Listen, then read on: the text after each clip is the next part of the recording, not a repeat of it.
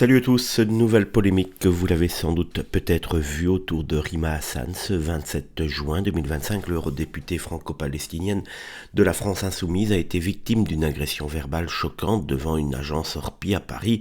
On se demande également comment cela se fait que Rima Hassan a toujours son GSM sous mode vidéo quand il lui arrive quelque chose. Dans une vidéo devenue virale sur X, on voit un homme hurler "On va te la brûler, ta Palestine", pendant qu'une femme employée, elle aussi, chez Orpi, scande "I'm Israel Shai", une scène glaçante en plein cœur du 10e arrondissement.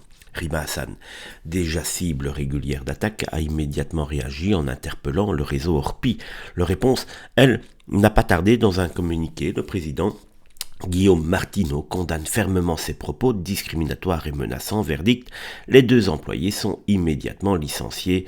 La députée, elle, remercie Orpi pour sa réaction rapide et annonce avoir saisi le procureur. Et oui, tout cela parce qu'on n'est pas d'accord avec elle, tout cela parce qu'on dit ce qu'on pense. Elle est belle, la liberté d'expression.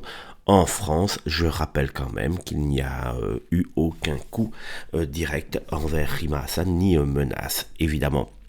La phrase est à bannir, "on va de la brûler la Palestine", ce n'était pas très malin, mais quand on sait tout le ramdam que Rima Hassan fait depuis maintenant plusieurs mois, on peut comprendre que certains ne la portent pas spécialement dans leur cœur. Mais cette affaire ne s'arrête pas là. Des internautes dénoncent la sévérité de la sanction envers la femme qui s'est contentée de scander un slogan pro-israélien, non menaçant en soi. Sur les réseaux, la note Google de l'agence chute d'ailleurs de 4.4 à 1.1 en quelques heures. Plus de 5000 avis sont postés. Internet s'enflamme, soutien pour Rima d'un côté, indignation de l'autre. Une chose est sûre, dans un contexte déjà explosif autour de la question palestinienne, chaque mot, chaque geste, chaque vidéo peut faire basculer l'opinion publique. Ce nouvel incident prouve à quel point le climat est tendu.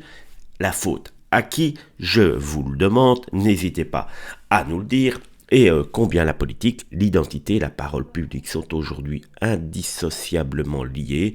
Affaire à suivre. Quelque chose me dit qu'on n'a pas fini de parler de cette affaire Rima Hassan contre Orpi, ou en tout cas contre deux employés de Orpi. Je ne sais pas ce que vous en pensez de cette affaire, mais Rima Hassan doit bien aujourd'hui jubiler d'avoir eu la tête de deux employés qui ont perdu leur boulot donc pour avoir eu une liberté d'expression.